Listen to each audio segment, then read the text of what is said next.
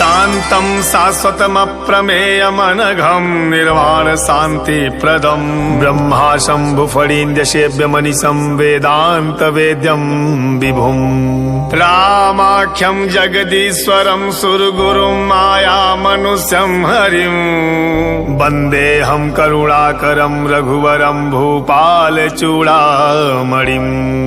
नान्या स्पृहा रघुपते हृदये स्मदीये सत्यं वदामि च भवानखिलान्तरात्मा भक्तिं प्रयच्छ रघुपुङ्गव निर्भरां मे कामादिदोषरहितं कुरु मानसं च अतुलित बलधामं हेमशैलाभदेहं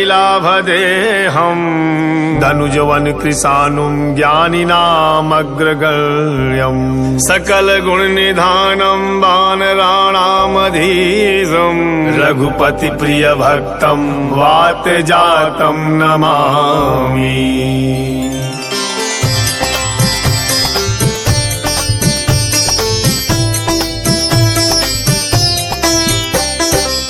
जामवंत के बचन सुहाए सुनि हनुमंत हृदय अति भाए तब लगी मोहि पर खेहूँ तुम भाई सही दुख कंद मूल फल खाई जब लगी आवहु सीता ही देखी होई है गाजू मोहि हरख बिसेकी यह कही नाई सबनी कहूँ माता चले हरसही धरी रघुनाथा सिंधु तीर एक भूधर सुंदर कौतुक कूदी चढ़ू ताऊ पर बार बार रघुवीर समारी तरत्यु पवन तनय बल भारी जय गिर चरण दे हनुमंता चले सोगा पाताल तुरंता जिनिय मोघ रघुपति करबाना एही भांति चले हनुमाना जलनिधि रघुपति दूत बिचारी तय मैं नाक होहि समहारी हनुमान ते परसा कर पुन कीन प्रणाम राम काज कीन्हे बिनु मोहि कहाँ विश्राम मोहि कहाँ विश्राम जात पवन सुत देवन देखा जानहि कहूँ बल बुद्धि विसेखा सुरसा राम यही न कई माता पठैनी आई कहीं तेहि बाता आज सुरन मोहे दीन आहारा सुनत बचन कह पवन कुमारा राम काज करी फिरी मैं आवऊं सीता कई सुधि प्रभु ही सुनावऊं तब तब बदन पैझिहऊं आई सत्य कहूँ मोहि जान दे माई कवन उजतन दे ही नहीं जाना ग्रससी न मोहि कहूँ हनुमाना जो जन भरी ते ही बदनु पसारा कपितनु कीन दुगुन विस्तारा सोरह जो जन मुख ते ही ठयऊ तुरत पवन सुत बति सभयऊ जस जस सुरसा बदनु बढ़ावा तासु दून कपि रूप दिखावा सत जो जन ते ही आनन कीहा अति लघु रूप पवन सुतलीना बदन पैझि पुनि बाहिर आवा मांगा विदाता ही सिरुनावा मोहि सुरन जेहि लागी पठावा बुद्धि बल मरमु तोर मैं पावा राम काज सब करी हूँ तुम बल बुद्धि निधान आशीष दे गई सो हरस चले हनुमान हरस चले हनुमान निशिचर एक सिंधु महु रही करी माया नभु के खग गई जीव जंतु जे गगन उड़ाई जल बिलोक तिन कै पर छाई गई चाह सक सोन उड़ाई एहि विधि सदा गगन चर खाई सोई छल हनुमान कह कीना तासु कपटु कपि तुरत ही चीना ताहि मारी मारुत सुत वीरा बारिधि पार गयऊ मति धीरा। तहाँ जाई देखी वन शोभा गुंजत चंचरी मधुलोभा। नाना तरु फल फूल सोहाए खग मृग वृंद देखी मन भाए। शैल विशाल देखिए कयागे तापर ढाई चढ़े भय त्यागे। गुमान कछु कपि कहे अधिकाई प्रभु प्रताप जो काल ही खाई। गिरि पर चढ़ी लंका तेहि देखी कहीं न जाई अति दुर्ग विशेषी। अति उतंग जल निधि चहु पासा कनक कोट कर परम प्रकाशा। कनक कोट विचित्र मणिकृत सुंदरायतना घना। चौहट्ट हट्ट सुबत्थ बीथी चार पुर बहुविधि बना। गजबाज खच्चर निकर पदचर रथ बरूथन को गण। बहुरूप निश्चर जूथ अति बल सेन वर्णत नहीं बने। बन बाग उपवन बाटिका सरकूप बापी सोहई। नर नाग सुर गंधर्व कन्या रूप मुनि मन मोहई। कहूमाल देह विशाल शैल समान अति बल गर जही। नाना अखारन भिराही बहुविध एक एकन तर जही। करि जतन भट कोटिन विकट तन नगर चहु दिशि रक्षहि। कहूँ महिष मानुष धेनु खर अज खल निशाचर भक्षहि। एहि लाग तुलसीदास इनकी कथा कछु एक है कहीं। रघुवीर सर तीरथ शरीरन त्याग गति पई है सही। पुर रखवारे देखी बहु कपि मन कीन विचार। अति लघु रूप धरऊ निसी नगर करऊ पैसार। नगर करऊ पैसार मसक समान रूप कपि धरी। लंक ही चले सुमिरी नर हरि। नाम लंकिनी एक निशिचरी सो कह चले सि मोहि निंदरी। जान ही नहीं मरमु सठ मोरा मोर आहार जहाँ लगी चोरा। मुठिका एक महाकपिहानी रुधिर बमत धरनी छन मानी। मुनि सम्हारी उठी सोलंका जोरी बाण कर विनय सशंका। जब रावण ही ब्रह्म बर दीना चलत विरंचिका मोहि चीना। विकल हो सितय कपि कै मारे तब जाने सुनि सिचर संघारे। तात मोर अति पुण्य बहुता देख्यऊ नयन राम कर दूता। तात स्वर्ग अपवर्ग सुख धरई तुलाई कयंग। तुलन ताहि सकल मिली जो सुख लव सतसंग। जो सुख लव सतसंग प्रविशि नगर की जय सब काजा। हृदय राखी कौशलपुर राजा। गरल सुधारी पुकरहि मिताई। गोपद सिंधु अनल शीतलाई। गरुड़ सुमेर रेणु समताई। राम कृपा करि चितवा जाही। अति लघु रूप धरऊ हनुमाना। पैठा नगर सुमिरी भगवाना। मंदिर मंदिर प्रति कर शोधा देखे जहत गणित जोधा। गयऊ दसानन मंदिर माही अति विचित्र कही जात सोनाही। शरण किए देखा कपि तेहि मंदिर महु न दीखी बई देही। भवन एक पुनि दीख सुहावा। हरि मंदिर तह भिन्न बनावा। रामायुध अंकित गृह शोभा बरनि न जाई। नव तुलसिका वृंद तह देखी हरस कपिराई। देखी हरस कपिराई। लंका निशिचर निकर निवासा। यहाँ कहा सज्जन कर बासा। मनु महु तरक करई कपि लागा। तेहि समय विभीषण जागा। राम राम तेहि सुमिरन कीन्हा। हृदय हरस कपि सज्जन चीन्हा।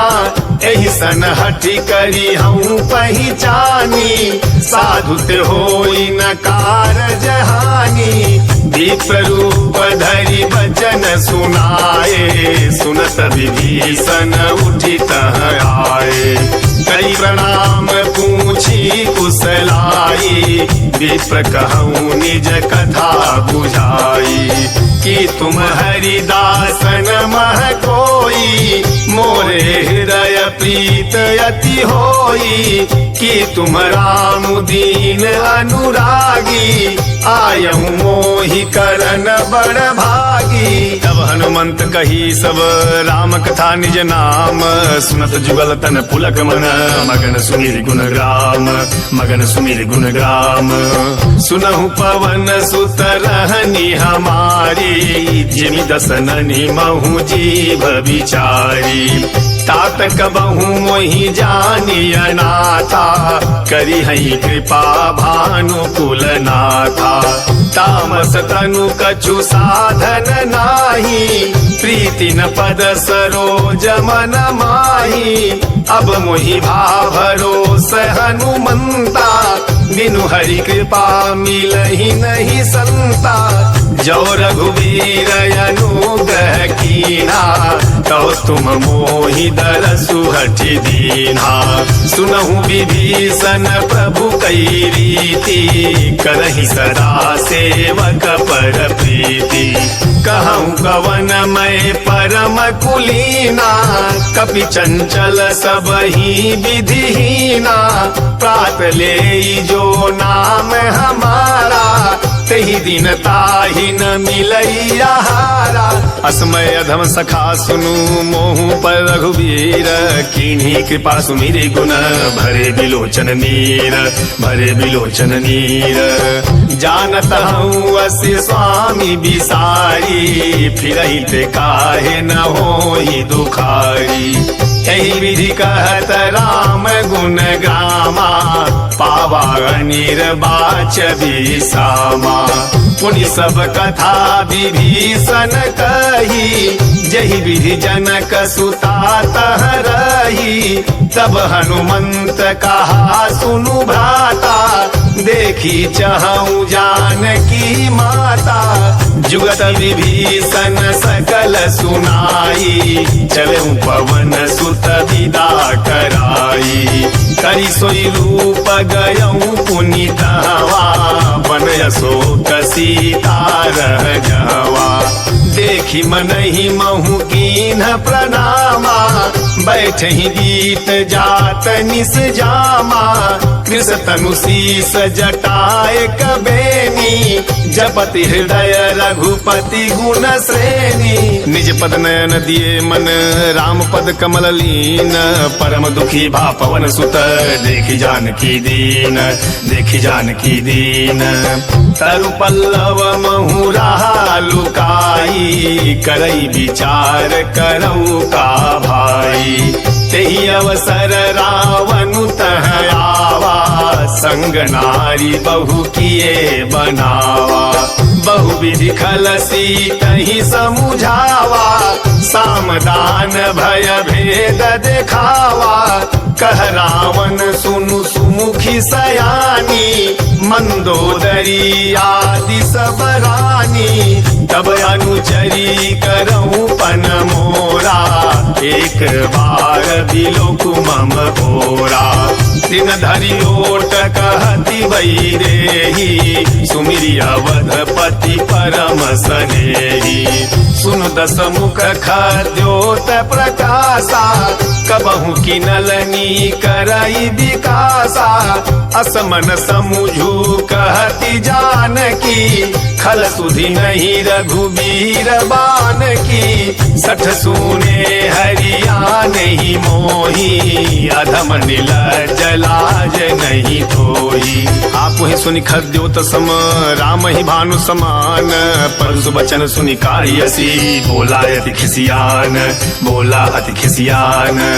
सीता तय मम कृत अपमाना, कटि हम तव सिर कठिन कृपाना।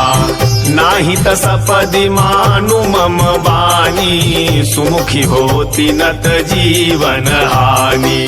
श्याम सरोज दाम सम सुंदर, प्रभु भुज करी कर सम दस कंधर। सोभुज कंठ की तव यसी घोरा, सुनु सठयस प्रवान पन मोरा। चंद्रहास हरु मम परितापम, रघुपति विरह अनल संजातम। शीतल निशित बहसी बरधारा, कह सीता हरु मम दुख भारा। सुनत बचन पुनि मारन धावा, मैं तनया कही नीति बुझावा। कहसी सकल निशिचरी न बुलाई, सीतहि बहु विधिता सहु जाई। मास दिवस महु कहा न माना, तो मैं मार बिकारी कृपाना। भवन गयउ दस कंधर, यहाँ पिशाचिन वृंद। सीतहितास दिखावही, धरहि रूप बहुमंद, धरहि रूप बहुमंद। त्रिजटा नाम राक्षसी एका, राम चरण रति निपुण विवेका। सबनहु बोली सुनाए सी सपना, सीतहि से करहूँ हित अपना। सपने बानर लंका जारी, जातु धान सेना सब मारी। खर आरूढ़ नगर दस सीसा, मुंडित सिर खंडित भुज बीसा। एहि विधि सो दक्षिण दिस जाई, लंका मनहु विभीषण पाई। नगर फिरी रघुवीर दोहाई, तब प्रभु सीता बोली पठाई। यह सपना मैं कहूँ पुकारी, होई है सत्य गए दिन चारी। तासु बचन सुनिते सब डरी, जनक सुता के चरण निपारी। जह तह गई सकल तब सीता कर मन सोच, मास दिवस बीते मोहि मारहि निश्चर पोच, मारहि निश्चर पोच। त्रिजटासन बोली कर जोरी, मातु विपत्ति संगीन तय मोरी। तजऊ देह करु बेगी उपाई, दुसह बिरहु अब नहीं सही जाई। आनि काठ रचुचिता बनाई, मातु अनल पुनि देहि लगाई। सत्य करहि मम प्रीति सयानी, सुनय को श्रवण सूल समबानी। सुनत बचन पद गहि समुझायसी, प्रभु प्रताप बल सुजसु सुनायसी। निसिन अनल मिली सुनु सुकुमारी, यस कहि सो निज भवन सिहारी। कह सीता विधि भा प्रतिकूला, मिलहि न पावक मिटहि न सूला। देखियत प्रगट गगन अंगारा, अवनि न आवत एक उतारा। पावक मैं शशि सवतन आई, मानहु मोहि जानी हत भागी। सुनहि विनय मम बिटपय शोका, सत्य नाम करु हरु मम शोका। नूतन किसलय अनल समाना, देहि अगिनि जनि करहि निदाना। देखि परम बिरहा कुल सीता, सोचन कपि कलप समबीता। कवि कर हृदय विचार, दीन मुद्रिका डारी तब जनु अशोक अंगार। दीन हरसि उठि कर गहेउ, दीन हरसि उठि कर गहेउ। तब देखी मुद्रिका मनोहर, राम नाम अंकित अति सुंदर। चकित चितव मुदरी पहिचानी, हरस विषाद हृदय अकुलानी। जीति को सकई अजय रघुराई, माया ते असी रचि नहीं जाई। सीता मन विचार कर नाना, मधुर बचन बोले हनुमाना। रामचंद्र गुण बर नहीं लागा, सुनत ही सीता कर दुख भागा। लागी सुनय श्रवण मन लाई, आदि हुते सब कथा सुनाई। श्रवणामृत जही कथा सुहाई, कही सो प्रगट होती की न भाई। तब हनुमंत निकट चली गयऊ, फिर बैठे मन विस्मय भयऊ। रामदूत मैं मातु जान की, सत्य शपथ करुणा निधान की। यह मुद्रिका मातु मैं आनी, दीनी राम तुम कह सही दानी। नर बानर ही संग कहूँ कैसे, कही कथा भई संगति जैसे। कवि के वचन स प्रेम सुनी, उपजा मन विश्वास। जाना मन क्रम वचन यह, कृपा सिंधु कर दास, कृपा सिंधु कर दास। हरिजन जान प्रीति अति गाढ़ी, सजल नयन पुल कावली बाढ़ी। बूढ़त बिरह जलधि हनुमाना, भयउ तात मोह कहूँ जल जाना। अब कहूँ कुशल जाऊं बलिहारी, अनुज सहित सुख भवन खरारी। कोमल चित कृपाल रघुराई, कपि केहि हेतु धरी निठुराई। सहज बानी सेवक सुखदायक, कबहु कसुरति करत रघुनायक। कबहु नयन मम शीतल दाता, होई है निरखि श्याम मृदु गाता। बचन नयाव नयन भरे बारी, अहनाथ हो निपट बिसारी। देखी परम बिरहा कुल सीता, बोला कपि मृदु बचन विनीता। मातु कुशल प्रभु अनुज समेता, तब दुख दुखी सुकृपा निकेता। जन जननी मानहु जियऊना, तुम ते प्रेम राम के दूना। रघुपति कर संदेश अब सुन जननी धरि धीर, अस कहि कपि गद गद भयऊ भरे बिलोचन नीर, भरे बिलोचन नीर। कहु राम वियोग तव सीता, मोह कहूँ सकल भये विपरीता। नवतरु किसलय मनहु कृशानु, काल निशा सम निशि शशि भानु।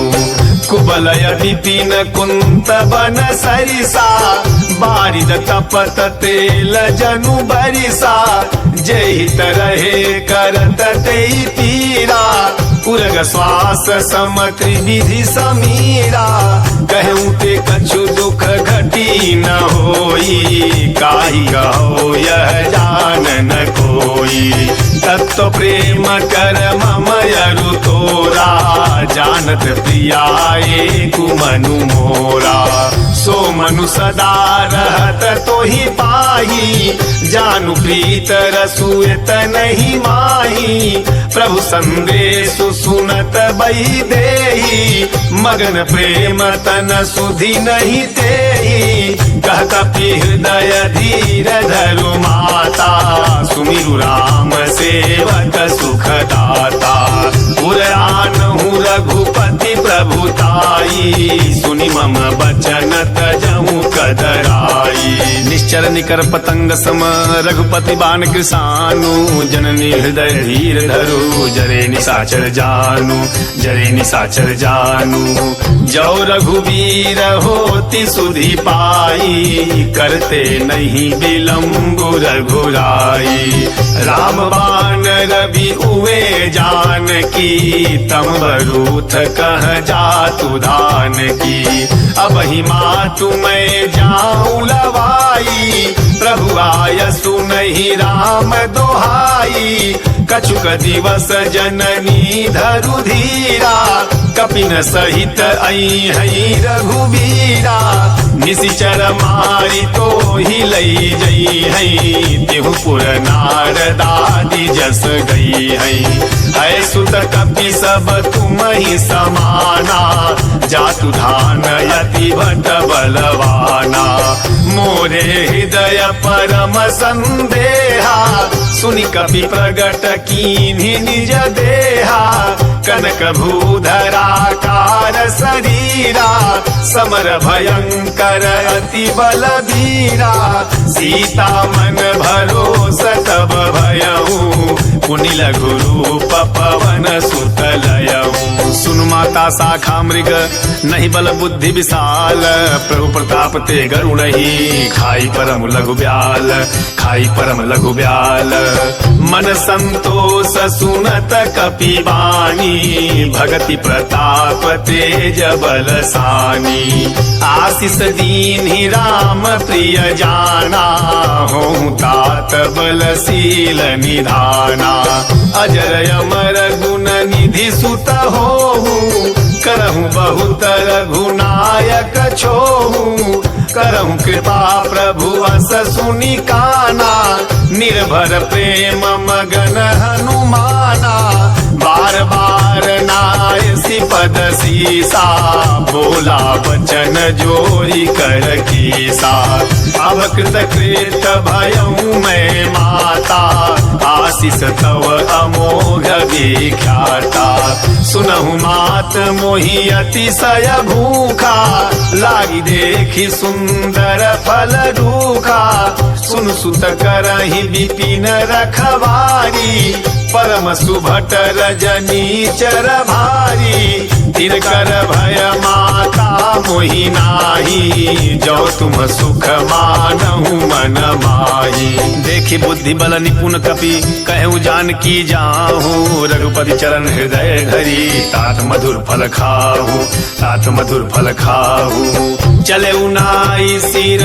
पैठऊ बागा फल खाए सी तरु तोरई लागा रहे ताहा बहु भट रखवारे कछु मारे स कछु जाई पुकारे नाथ एक आवा कपि भारी तही अशोक बाटिका उजारी खाए से फल अरु बिटप उपारे रक्षक मर्दी मर्दी मही डारे सुनि रावण पठए भट नाना तिनहि देखी गरजऊ हनुमाना सब रजनी चर कपि संघारे गए पुकारत कछु अध मारे पुनि पठयऊ तेहि अच्छ कुमारा चला संग लई सुभट अपारा आवत देखी बिटप गही तर जा ताहि निपाति महाधुनि गरजा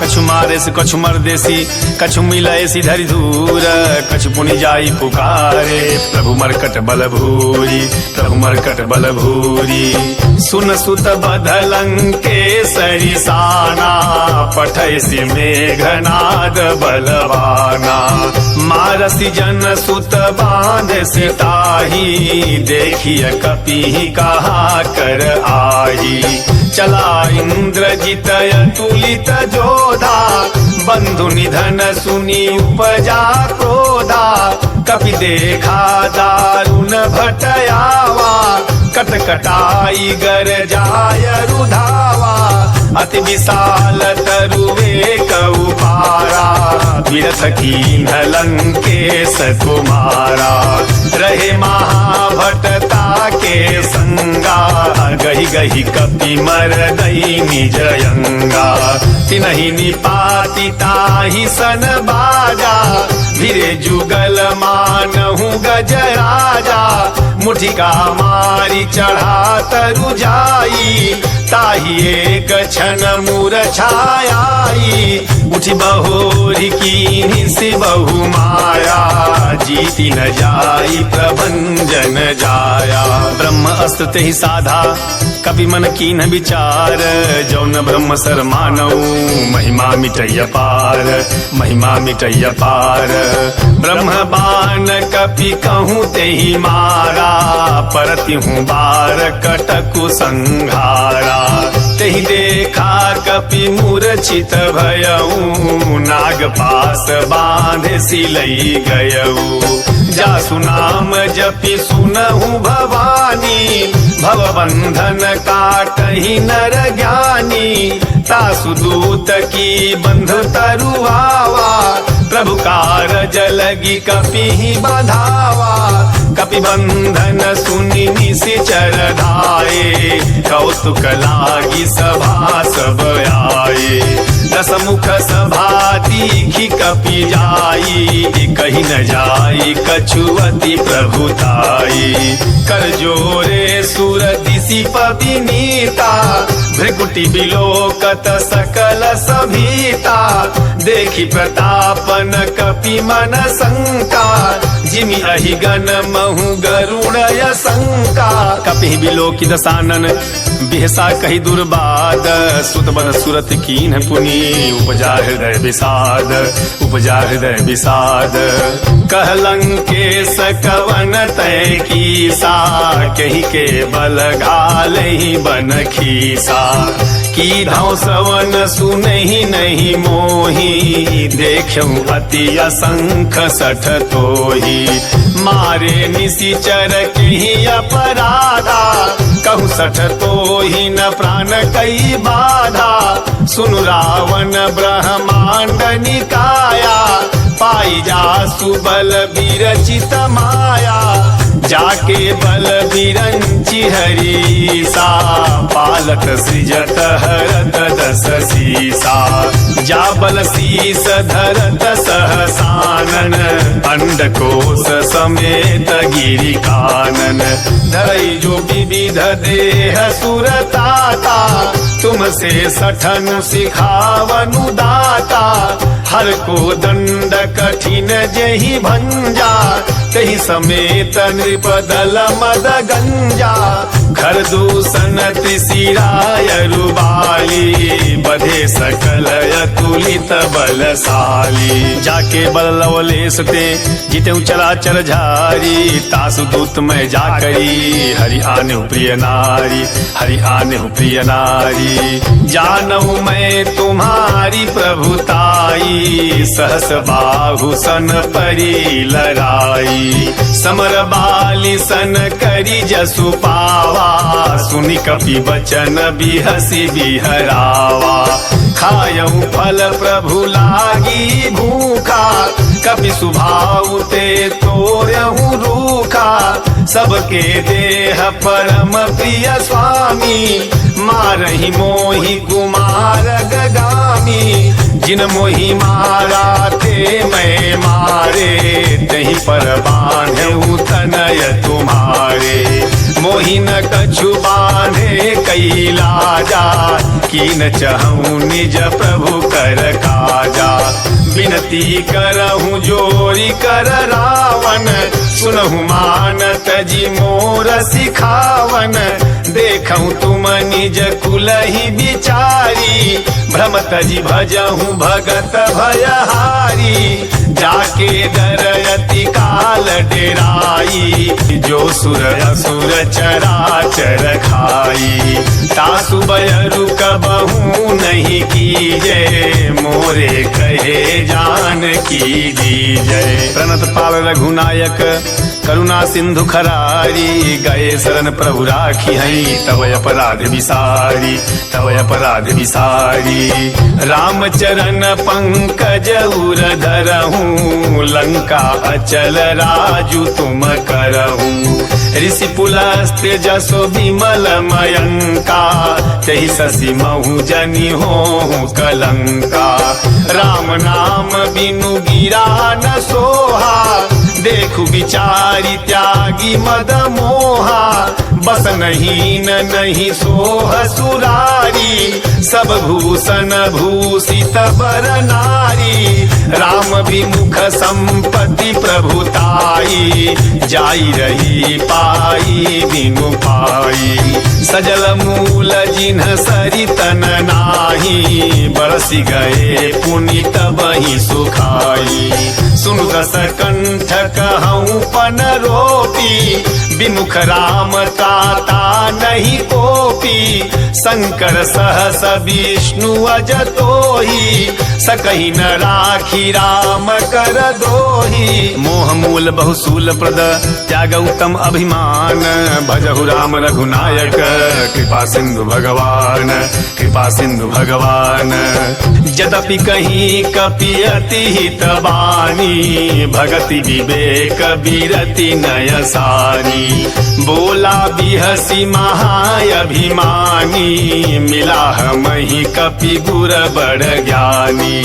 मृत्यु निकट आई खल तोही, लागे सिय धम सिखावन मोही, उल्टा हुई है कह हनुमाना, मति भ्रम तोर प्रगट मैं जाना।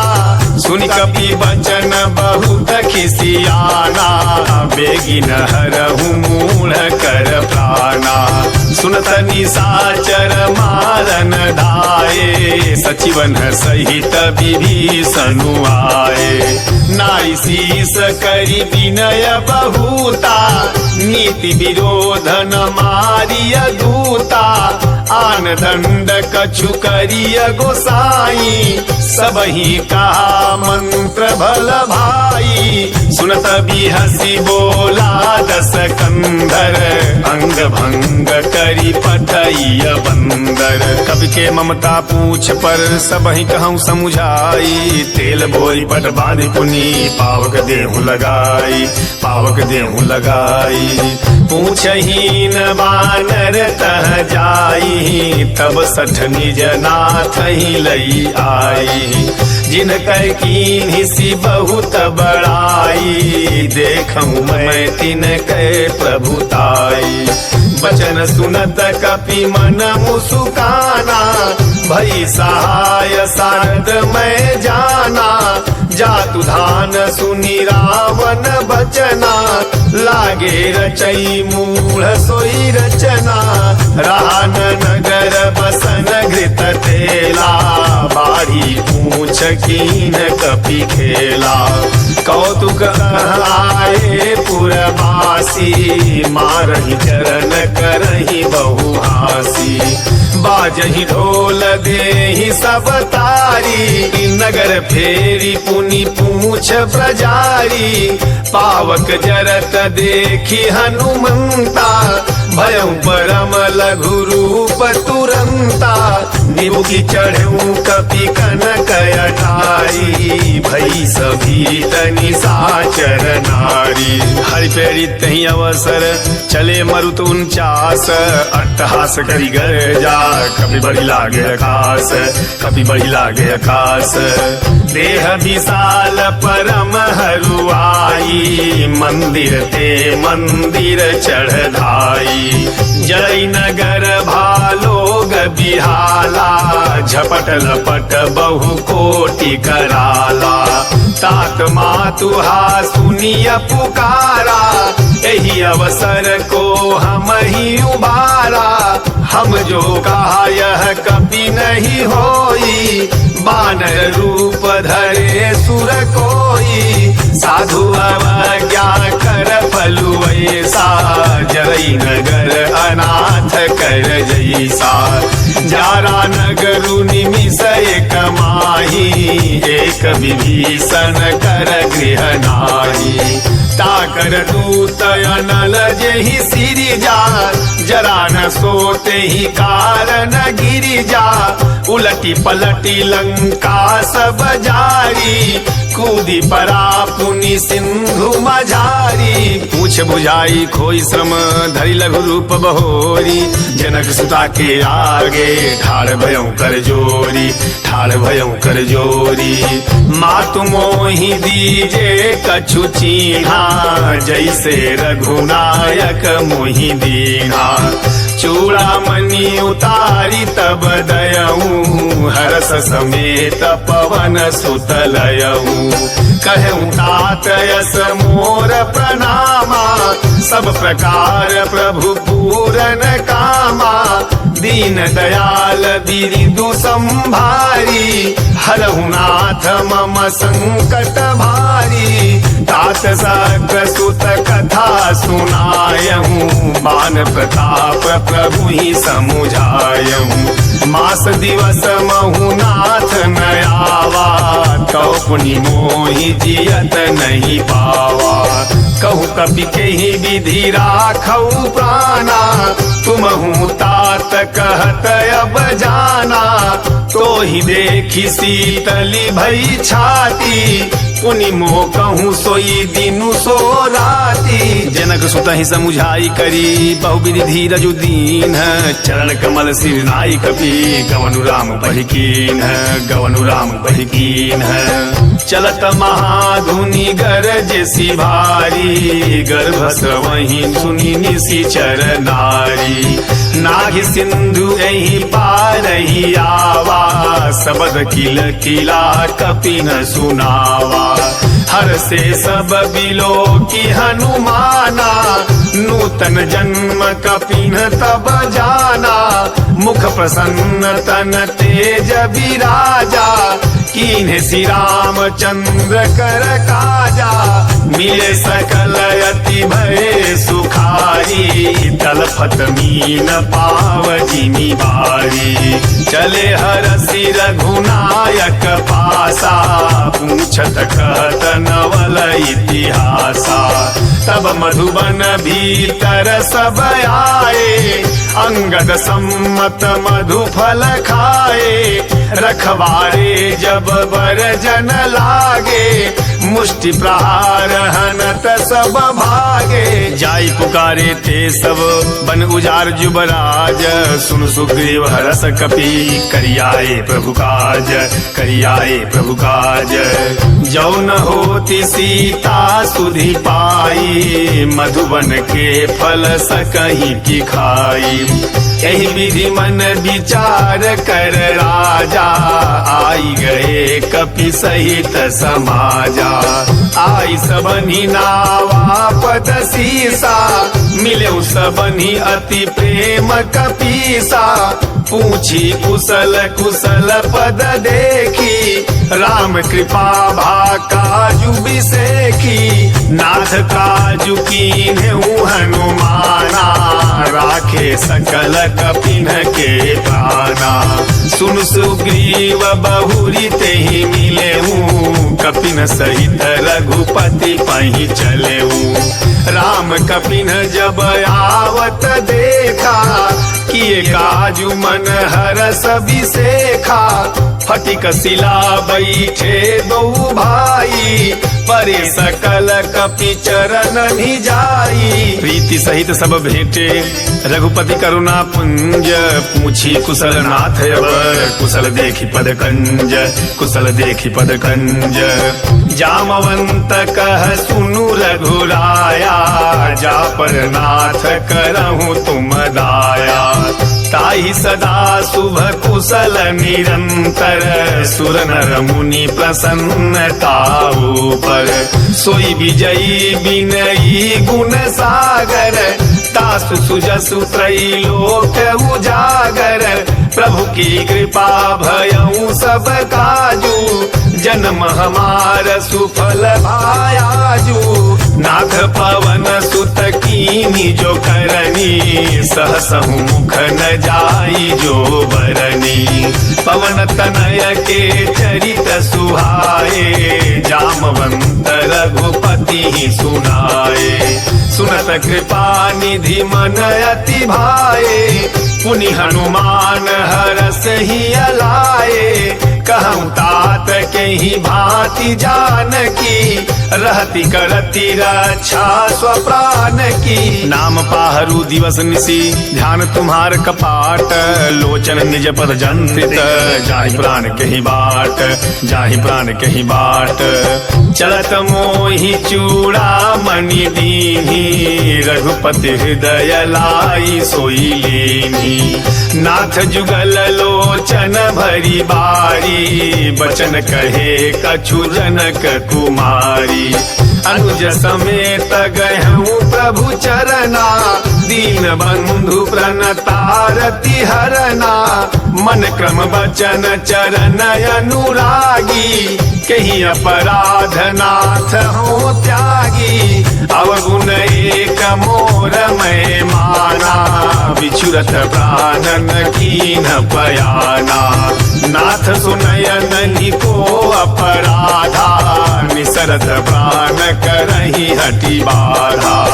बिरह अगिन तनु तूल समीरा, श्वास जरई छन माहि शरीरा। नयन स्रवहि जलु निज हित लागी, जरई न पाव देह बिरहागी। सीता कई अति विपति विशाला, बिनहि कहे भली दीन दयाला। निमिष निमिष करुणा निधि, जाहि कल्प समबीत। बेगी चलिए प्रभु आनिय, भुजबल खल दल जीति, भुजबल खल दल जीति। सुनि सीता दुख प्रभु सुख अयना, भरी आए जल राजीव नयना। बचन काय मन मम गति जाहि, सपन हूँ बूझी विपति की ताही। कह हनुमंत विपति प्रभु सोई, जब तब सुमिरन भजन न होई। केतिक बात प्रभु जातु धान की, रिपुहि जीति आन भी जान की। सुन कपि तोहि समान उपकारी, नहीं को सुर नर मुनि तनुधारी। प्रति उपकार करऊँ का तोरा, सनमुख होई न सकत मन मोरा। सुन सुत तोहि उरि न मैं नाही, देख्यूं करी विचार मन माही। पुनि पुनि कपि चितव सुरताता, लोचन नीर पुलक यति गाता। सुनि प्रभु बचन बिलो की मुख, गात हरसि हनुमंत। चरण परे प्रेमाकुल, त्राहि त्राहि भगवंत, त्राहि त्राहि भगवंत। बार बार प्रभु चहि उठावा, प्रेम मगन तेहि उठब न भावा। प्रभु कर पंकज कपि के सीसा, सुमिरि सो दशा मगन गौरीसा। सावधान मन करि पुनि शंकर, लागे कहन कथायति सुंदर। कपि उठाई प्रभु हृदय लगावा, कर गही परम निकट बैठावा। कहु कपि रावण पालित लंका, कही विधि दहेउ दुर्गयति बंका। प्रभु प्रसन्न जाना हनुमाना, बोला वचन विगत अभिमाना। शाखा मृग कई बड़ी मनुसाई, शाखा ते शाखा पर जाई। नाघि सिंधु हाटक पुर जारा, निशिचर गण बधि विपिन उजारा। सो सब तव प्रताप रघुराई, नाथ न कछु मोरी प्रभुताई। ता कछु प्रभु कछु अगम नहीं, जा पर तुम अनुकूल। तव प्रभाव बलवान लही, जारी सकई खल तूल, जारी सकई खल तूल। नाथ भगति अति सुखदायनी, देहु कृपा करि अन पायनी। सुनि प्रभु परम सरल कपि बानी, एवमस्त तब कहूँ भवानी। उमा राम सुभाउ जेहि जाना, ताहि भजनु तजि भावन आना। यह संवाद जासुर आवा, रघुपति चरण भगति सोई पावा। सुनि प्रभु बचन कहि कपि वृंदा, जय जय जय कृपाल सुख कंदा। तब रघुपति कपिपति बोलावा, कहा चलई कर करहूँ बनावा। अब विलम्ब के ही कारण कीजे, तुरत कपि न कहूँ आय सुदीजे। कौतुक देखी सुमन बहु बरसी, नभते भवन चले सुर हरसी। कविपति बेग बोलाए आए जूथ बजूथ, नाना वरन अतुल बल, बानर भालु बरूथ, बानर भालु बरूथ। प्रभु पद पंकज नामहि सीसा, गरजहि भालु महाबल कीसा। देखी राम सकल कपि सेना, चितई कृपा करी राजीव नयना। राम कृपा बल पाई कपिंदा, भय पक्ष जुत मनहु गिरिंदा। हरसि राम तब कीन्ह बयाना, सगुन भय सुंदर शुभ नाना। जासु सकल मंगलमय कीर्ति, दासु पयान सगुन यह नीति। प्रभु पयान जाना वही देहि, फरकी वाम अंग जनु कहीं देहि। जोई जोई सगुन जान की होई, असगुन भय उराव नहीं सोई। चला कटक को बर नहीं पारा, गरजहि बानर भालु अपारा। नख आयुध गिरि पाद पधारी, चले गगन मही छाछारी। के हरिनाद भालु कपि करही, डगमगाही दिग्गज चिकरही। चिकरही दिग्गज डोल मही गिरि लोल, सागर खर भरे मन हरस। सब गंधर्व सुर मुनि नाग किन्नर दुख टरे। कट कटहि मरकट विकट भट बहु कोट कोटि निधावहि। जय राम प्रबल प्रताप कौशल नाथ, गुण गण गावहि। सही सकन भार उदार, अहिपत बार बारहि मोहि। गदसन पुनि पुनि कमठ पृष्ठ कठोर, सो किमि सोहहि। रघुवीर रुचिर प्रयाण प्रस्थिति जानि, परम सुहावनी। जनु कमठ खर पर सर पराज, सुलिखत अबिचल पावनी। एहि विधि जाई कृपा निधि, उतरे सागर तीर। जह तह लागे खान फल, भालु विपुल कपि वीर, भालु विपुल कपि वीर। उहाँ निशाचर रहहि सशंका, जब ते जारी गयऊँ कपिलंका। निज निज गृह सब करहि विचारा, नहीं निशिचर कुल के रउबारा। जास दूत बल बरनि न जाई, तहि आए पुर कवन भलाई। दू तीन सन सुनि पुर जन बानी, मंदोदरी अधिक कुलानी। रहसी जोरी कर पति पग लागी, बोली बचन नीति रस पागी। कंत करस हरि सन परिहरहूँ, मोर कहा अति तहि अधरहूँ। समुझत जास दूत कई करनी, श्रवहि गर्भ रजनी चर घरनी। तासु नारी निज सचिव बोलाई, पठवहु कंत जो चहु भलाई।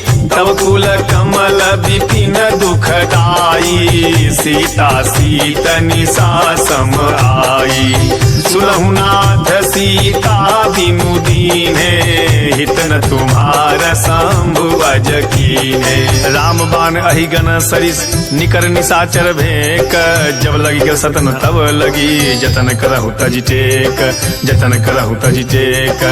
श्रवण सुनी सठता करी बानी, बिहसा जगत विदित अभिमानी। सभय सुभाव नारी कर साचा, मंगल महु भय मन अति काचा। जो आवई मर कट कट काई, जियहि विचारे निशिचर खाई। कम पहिलो कप जाकी तासा, तासु नारी सभी बड़ी हासा। अस कही बिहसी ताही उरलाई, चलऊ सभा ममताय अधिकाई। मंदोदरी हृदय कर चिंता, भयउ कंत पर विधि विपरीता। बैठऊ सभा खबरिया सिपाही, सिंधु पार सेना सब आई। बूझे सी सचिव उचित मत कहूँ, ते सब हसे मास्ट करी रहूं। जितेहु सुरासुर तब सम नाही, नर बानर कहीं लेके माई। सचिव वैद गुरु तीन जौ, प्रिय बोलहि भय आस, राज धर्म तन तीन कर, होई बेगही नास, होई बेगही नास। सोई रावण कहूँ बनी सहाई, स्तुति करई सुनाई सुनाई। अवसर जान विभीषण आवा, भ्राता चरण सीसु तेहि नावा।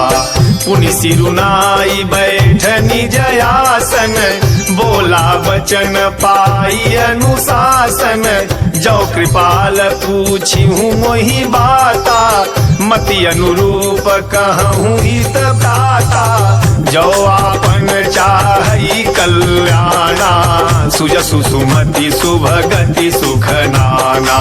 सो पर नारी लीलार गोसाई, तजौ चौथी के चंद की नाई।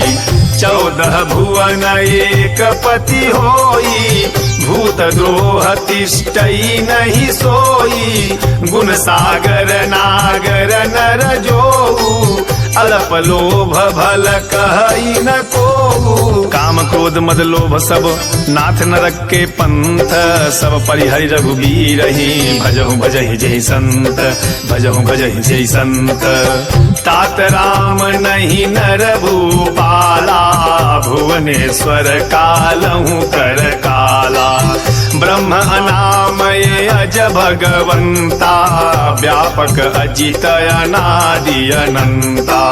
गोद्विज धेनु देव हितकारी, कृपा सिंधु मानुष तनुधारी।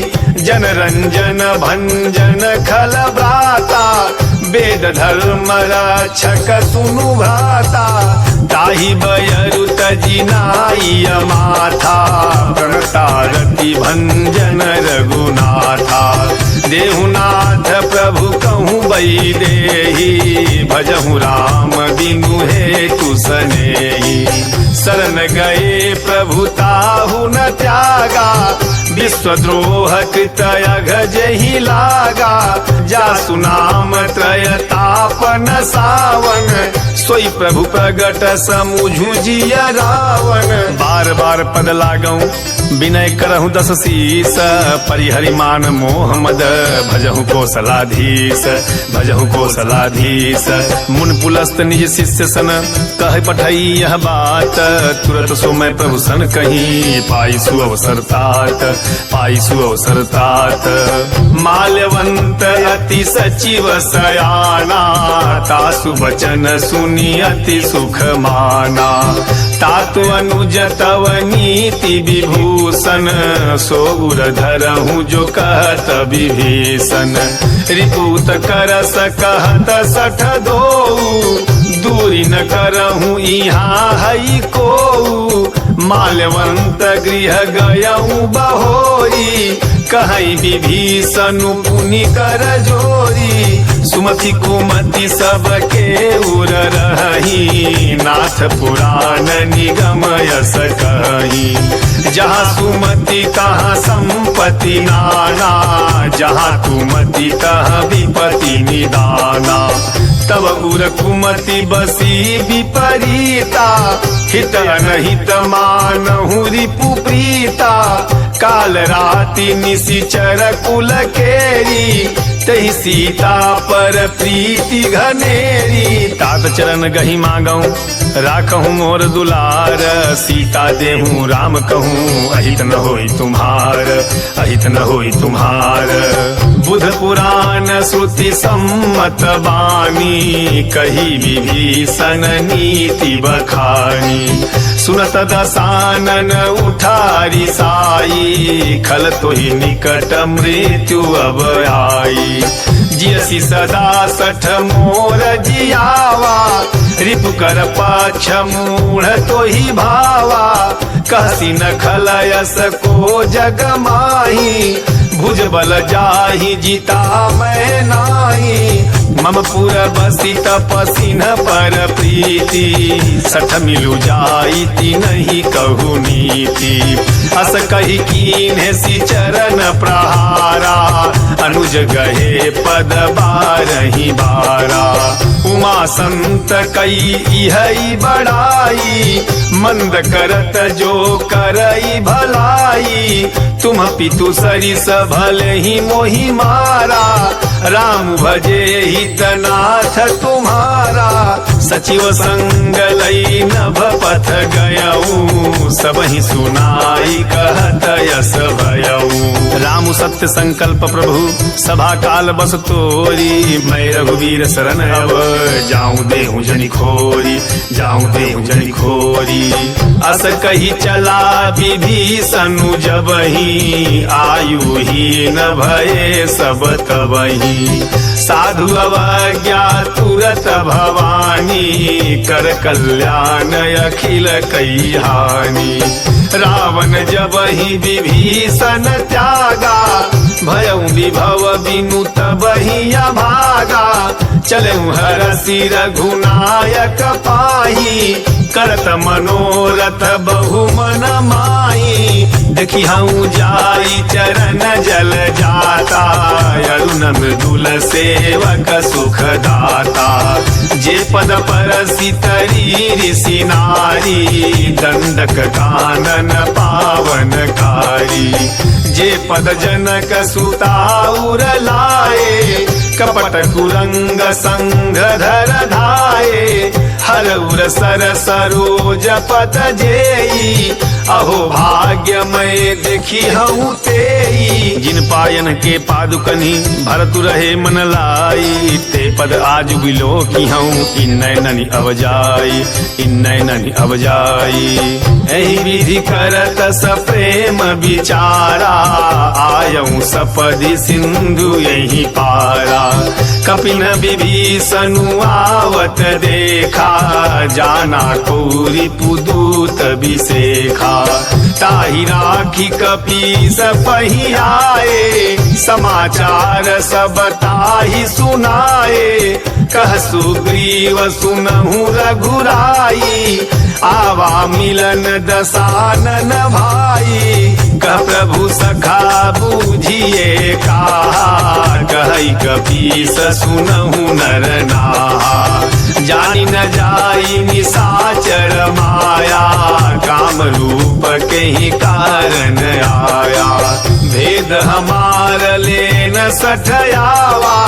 राखिय बांधि मोहि असभावा, सखा नीति तुम नीक विचारी, मम पन शरणागत भयहारी, सुनि प्रभु बचन हरस हनुमाना, शरणागत बच्छल भगवाना, शरणागत कहूँ जे तजहि निज अनहित अनुमानी, ते नर पावर पापमय तिन्हि बिलोकत हानि, तिन्हि बिलोकत हानि, कोटि विप्र बध लागहि जाहू, आए शरण तजऊ नहीं ताहू, सन्मुख होई जीव मोहि जबहि, जन्म कोटि अघनासहि तबहि, पापवंत कर सहज सुभाऊ, भजनु मोर तेहि भावन काऊ, जो पै दुष्ट हृदय सोई होई, मोरे सन्मुख आव की सोई, निर्मल मन जन सो मोहि पावा, मोहि कपट छल छेदन भावा, भेद लेन पठवा दस सीसा, तबहु न कछु भय हानि कपीसा, जगमहु सखा निशाचर जेते, लक्ष्मणु हनई निमिष महु तेते, जो सभी दयावा सरनाई, रखी हूँ ताई प्राण की नाई, उभय भारत ही आनऊ हंसी कह कृपा निकेत, जय कृपाल कही कपि चले, अंगद हनु समेत, अंगद हनु समेत। सादर ते ही आगे करी बानर, चले जहाँ रघुपति करुणा कर। दूरी ते देखे दो भ्राता, नयनानंद दान के दाता। बहुरी राम छवि धाम बिलोकी, रहे ठटुक एक टक पल रोकी। भुज प्रलंब कंजारुन लोचन, श्यामल गात प्रणत भय मोचन। सिंह कंध आयत उर सोहा, आनन अमित मदन मन मोहा। नयन नीर पुलकित यति गाता, मन धरि धीर कही मृदु बाता। नाथ दसानन कर मैं भ्राता, निशिचर वंश जन्म सुरताता। सहज पाप प्रिय तामस देहा, जथा उलू कहीं तम पर नेहा। श्रवण सुजत सुनी आयऊं, प्रभु भंजन भवभीर। त्राहि त्राहि आरति हरन, शरण सुखद रघुवीर, शरण सुखद रघुवीर। अस कही करत दंडवत देखा, तुरत उठे प्रभु हरस बिसेखा। दीन बचन सुनी प्रभु मन भावा, भुज विशाल गही हृदय लगावा। अनुज सहित मिली ढिग बैठारी, बोले बचन भगत भयहारी। कहु लंकेश सहित परिवारा, कुशल कुठार बास तुम्हारा। खल मंडली बसहु दिनु राती, सखा धर्म निबहई के ही भांति। मैं जानहु तुम्हारी सब रीति, अति नय निपुण न भावय नीति। बरु भल बास नरक करताता, दुष्ट संग जनि देई विधाता। अब पद देखी कुशल रघुराया, जो तुम कीन्ही जानी जन दाया। तब लगी कुशल न जीव कहूँ, सपने हूँ मन विश्राम। जब लगी भजत न राम कहूँ, सोख धाम तजि काम, सोख धाम तजि काम। तब लगी हृदय बसत खल नाना, लोभ मोह मच्छर मद माना। जब लगी उर न बसत रघुनाथा, धरे चाप सायक कटि भाथा। ममता तरुण तमी अंधियारी, राग द्वेष उलूक सुखकारी। तब लगी बसती जीव मन माही, जब लगी प्रभु प्रताप रवि नाही। अब मैं कुशल मिटे भय भारे, देखी राम पद कमल तुम्हारे। तुम कृपाल जा पर अनुकूला, ताहि न व्याप त्रिविध भवसूला। मैं निशिचर यति अधम सुभाऊ, शुभ आचरणु कीन्ह नहीं काऊ। जास रूप मुनि ध्यान न आवा, तहि प्रभु हरसि हृदय मोहि लावा। अहो भाग्य मम अमित अति, राम कृपा सुख पुंज। देख्यऊ नयन विरंच शिव, सेब जुगल पद कंज, सेब जुगल पद कंज। सुनहु सखा निज कहूँ सुभाऊ, जान भुसुंडी शंभु गिरि जाऊ। जो नर होई चराचर द्रोही, आवै सभय शरण तकी मोही। तजि मद मोह कपट छल नाना, करऊँ सद्य तेहि साधु समाना। जननी जनक बंधु सुत दारा, तनु धनु भवन सुहृद परिवारा। सबके ममता ताग बटोरी, मम पद मन ही बांध बरी डोरी।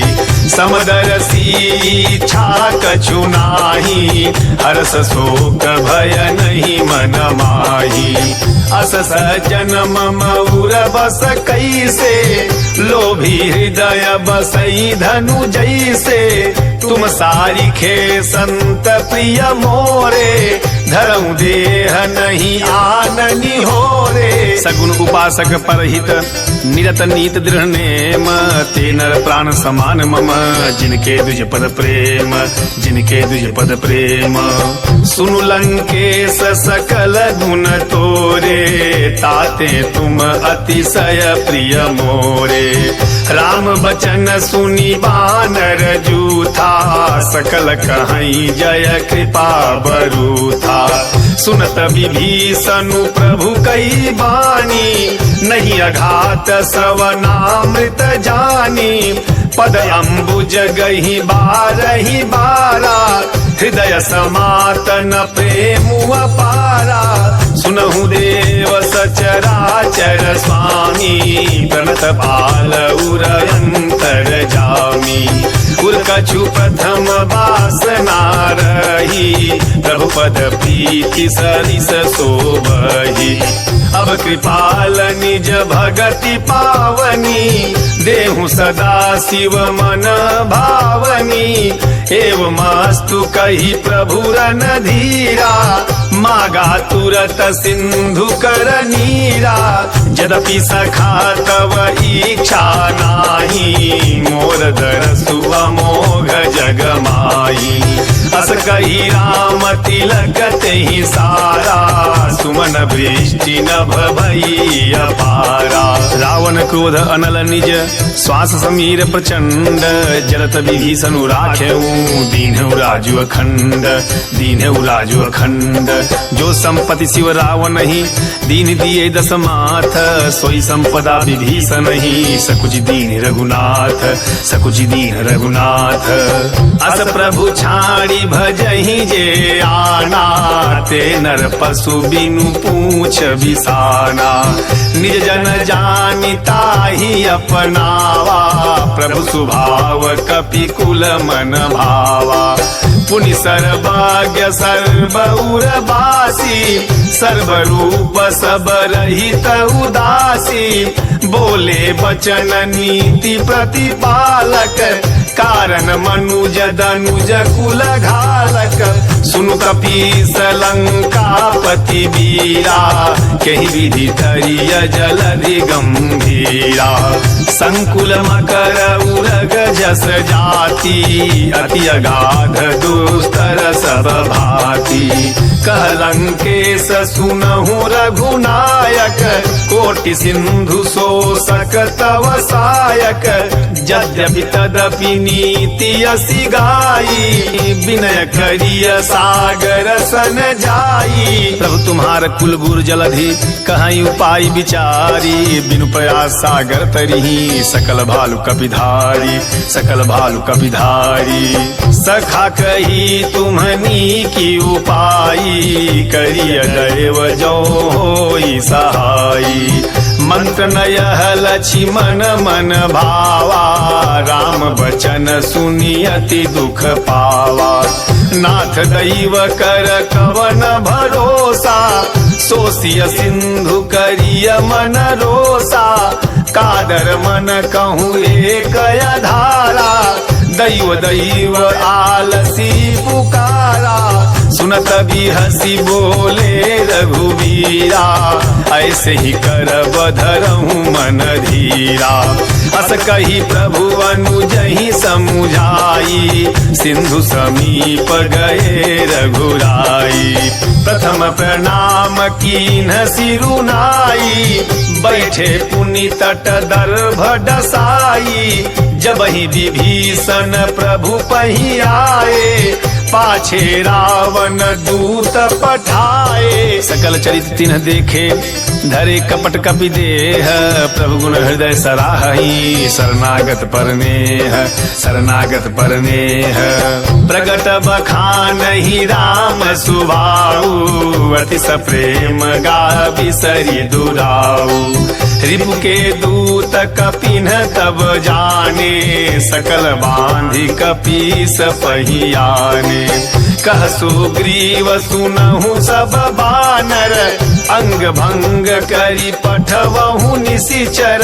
सुन सुग्रीव बचन कपि धाये, बांधी कटक चहु पास फिराए, बहु प्रकार मारन कपि लागे, दीन पुकारत तदपि न त्यागे। जो हमार हरना सा काना, तेहि को सलाधीश के आना। सुनि लक्ष्मण सब निकट बोलाए, दया लागी हंसी तुरत छोड़ाए। रावण कर दीजहु यह पाती, लक्ष्मण बचन बाचु कुल घाती। कहु मुखागर मूढ़ सन मम संदेश उदार, सीता दे मिलऊ नत आवा कालु तुम्हार, आवा कालु तुम्हार। तुरत नाई लक्ष्मण पद माथा, चले दूत बरनत गुण गाथा। कहत राम जसु लंका आए, रावण चरण शीस तिन्ह नाये। बिहसी दसानन पूछी बाता, कहसी न सुख आपनी कुशलाता। पुनि कहूँ खबरी विभीषण केरी, जाहि मृत्यु आई अति नेरी। करत राज लंका सठ त्यागी, होई जव कर कीटय भागी। पुनि कहु भालु की सकट काई, कठिन काल प्रेरित चली आई। जिनके जीवन कर रखवारा, भयउ मृदुल चित सिंधु बिचारा। कहु तपसिन कै बात बहोरी, जिनके हृदय त्रास यति मोरी। कि भाई भेंट की फिरी गए, श्रवण सुजस सुनि मोर। कहसी नरि पुदल तेज बल, बहुत चकित चित तोर, बहुत चकित चित तोर।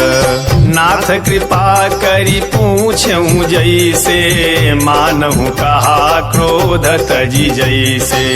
मिला जाई जब अनुज तुम्हारा, जात ही राम तिलक तहि सारा। रावण दूत हमहि सुनि काना, कपिन बांधि दीन्हे दुख नाना। श्रवण नासिका काटई लागे, राम शपथ दीन्हे हम त्यागे। पूछिहु नाथ राम कटकाई, बदन कोटि सत बरनि न जाई। नाना वरन भालु कपिधारी, विकटानन विशाल भयकारी। जहि पुर दहउ हत्यउ सुत तोरा, सकल कपिन महत्यहि बलु थोरा। अमित नाम भट कठिन कराला, अमित नाग बल विपुल विशाला। द्विविध मयंद नील नल अंगद गद विकटासी, दधिमुख के हरि निसठ सठ, जामवंत बल राशि, जामवंत बल राशि। एक पि सब सुग्रीव समाना, इन्ह सम कोटिन गनई को नाना। राम कृपाय तुलित बल तिन्हि, तिन समान त्रैलोक ही गनहि। असमय सुना श्रवण दस कंधर, पद्मय 18 जूथ पबंदर। नाथ कटक महसो कपि नाहि, जो न तुमहि जीते रन माहि। परम क्रोध मी जहि सब हाथा, आय सुपै न देहि रघुनाथा। सो सही सिंधु सहित जस व्याला, पूरहि नत भरि उधर विशाला। मर्दि गर्द मिल वही 10 सीसा, ऐसे ही बचन कहीं सब कीसा। गरजहि तर जहि सहजय शंका, मानहु गसन चहत हहि लंका। सहज सूर कवि भालु सब, पुनि सिर पर प्रभु राम। रावण काल कोटि कहूँ, जीति सकहि संग्राम, जीति सकहि संग्राम। राम तेज बल बुद्धि विपुलाई, शेष सहस सत सकहि न गाई।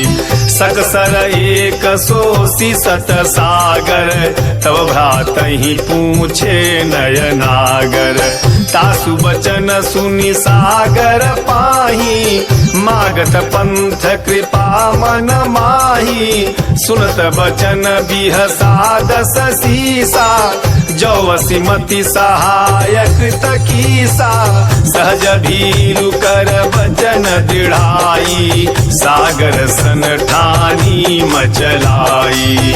मूढ़ मृषा का करसी बढ़ाई, रिपुबल बुद्धि था मैं पाई। सचिव सभीत विभीषण जाके, विजय विभूति कहा जगता के। सुनिखल बचन दूतरी सबारी, समय विचार पत्रिका काढ़ी। रामानुज दीनी यह पाती, नाथ बचाई जुड़ावहु छाती। बिहसी बाम करलीनी रावण, सचिव बोली सठ लाग बचावन। बातन मन ही रिझाई सठ, जनि घालसी कुल खीस। राम विरोध न उवरसी, शरण विष्णु अजईस। शरण विष्णु अजईस की तजिमान अनुज इव, प्रभुपद पंकज भृंग। होई की राम सरानल, खलकुल सहित पतंग। खलकुल सहित पतंग। सुनत सभय मन मुख मुसुकाई, कहत दसानन सबहि सुनाई। भूमि पराकर गहत अकासा, लघु तापस कर बाग बिलासा। कह सुकनाथ सत्य सब बानी, समुझहु छाड़ी प्रकृति अभिमानी। सुनहु वचन मम परिहरि क्रोधा, नाथ राम सनत जऊ विरोधा। अति कोमल रघुवीर सुभाऊ, यद्यपि अखिल लोक कर राऊ। मिलत कृपा तुम पर प्रभु करही, उरय अपराध नये कहूँ धरिही। जनक सुता रघुनाथ ही दीजे, इतना कहा मोर प्रभु कीजे।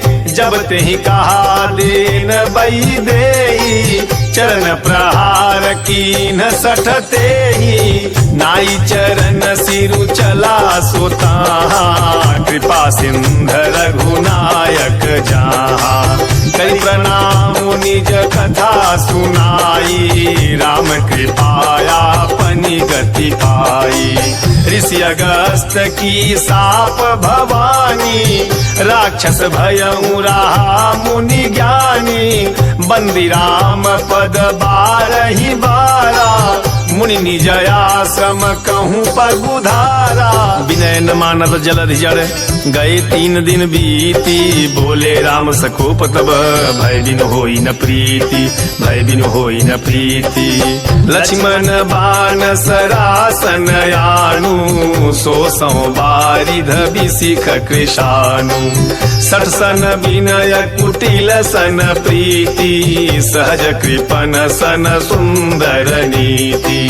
ममता रत सन ज्ञान कहानी, अति लोभी सन विरति बखानी। क्रोधी समकामी हरि कथा, ऊसर बीज बये फल जथा। अस कही रघुपति चाप चढ़ावा, यह मत लक्ष्मण के मन भावा। संधान्यु प्रभु बिसिख कराला, उठि उदधि उर अंतर ज्वाला।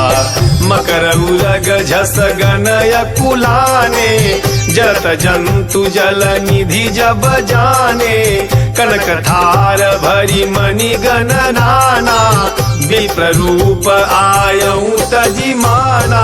काटई पई कदरी फरई, कोटि जतन को सींच। विनय न मान खगेश सुनु, डाटहि पई नव नीच। डाटहि पई नव नीच। सभय सिंधु गही पद प्रभु के रे, क्षमहु नाथ सब अवगुण मेरे।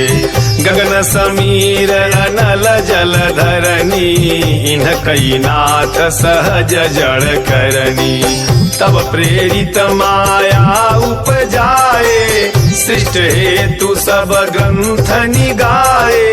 प्रभु जाय सुजहि कह जसयाई, सोत ही भांति रहे सुख लाई। प्रभु भल कीन मोहि सिख दीन्ही, मर्यादा पुनि तुम्हारी कीन्ही। ढोल गवार शूद्र पशु नारी, सकल धारणा के अधिकारी। प्रभु प्रताप मैं जाब सुखाई, उतरी कटुक न मोरी बढ़ाई।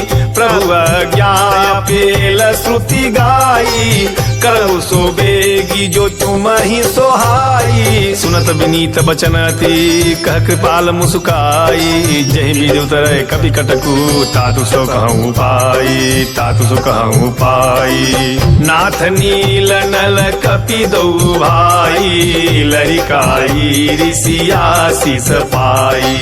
तिनके परस किए गिरि भारे, तरिहै जलधि प्रताप तुम्हारे।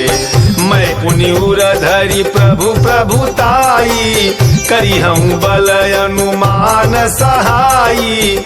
एहि विधि नाथ पायोधि बधाई, जहि यह सुजस लोक तिहु गाई।